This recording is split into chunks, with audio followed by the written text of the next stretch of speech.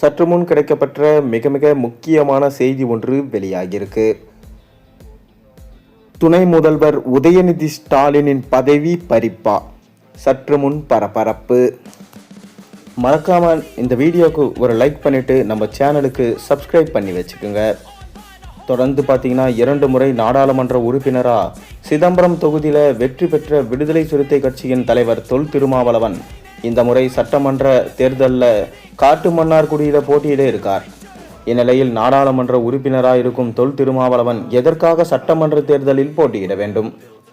ஒருவேளை சட்டமன்ற தேர்தலில் வெற்றி பெற்று சட்டமன்ற உறுப்பினரான திருமாவளவன் வகித்து வரும் நாடாளுமன்ற உறுப்பினர் பதவியை ராஜினாமா செய்ய வேண்டும்.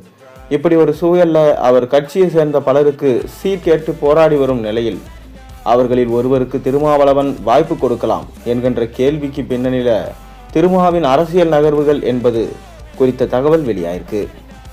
தமிழக அரசியல்ல முன்னெப்போதும் இல்லாத வகையில தற்போது 5 முனை போட்டி நிலவி வருகிறது. திமுக கூட்டணி, அதிமுக கூட்டணி, தாவேகா, சீமான், சசிகலா என 5 முனை போட்டி நிலவி வரும் நிலையில் நடைபெறும் தேர்தலில் வெற்றி பெறப்போவது யார் என்கின்ற குழப்பம் தொடர்ந்து நீடித்து வருது. இதில் விஜய் பெரும்பாலும் திமுகவுக்கு விழும் சிறுபான்மை வாக்குகளை பிரிப்பார் என எதிர்பார்க்கப்பட்ட நிலையில் சசிகலா மற்றும் ராமதாஸ் கூட்டணி அதிமுக வாய்ப்புகளை பிரிக்க வாய்ப்பிருக்கு என்கின்ற தேர்தல் கள நிறுவனம் தற்போது சட்டசபை தேர்தலில் எந்த ஒரு கட்சிக்கும் தனி மெஜாரிட்டி கிடைக்காமல் தொங்கு சட்டசபை கூட அமையலாம் என்கின்ற சில கருத்து கணிப்புகள் தெரிவிக்கப்படுது. அப்படி ஒரு சூழல் திமுகவுக்கு உருவானா கடந்த காலங்களில் போன்று கூட்டணி கட்சிகளுக்கு இதயத்தில் இடம் கொடுத்து திமுக 5 வருடம் ஆட்சியை நடத்தியது போன்று இந்த முறை நடத்த முடியாத சூழல்ல தான் திமுக கூட்டணி இருக்கு.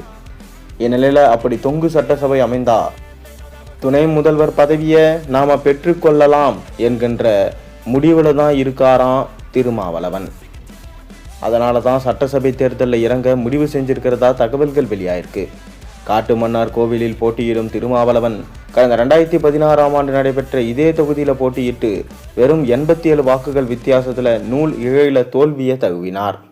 குறிப்பாக கடந்த 2016ஆம் ஆண்டு அதிமுக, திமுக ஆகிய 2 கட்சிகளையும் எதிர்த்து மக்கள் நல கூட்டணி சார்பில் போட்டியிட்ட திருமாவளவன் வெறும் 87 வாக்குகள் வித்தியாசத்தில் தோல்வியை தழுவினார்.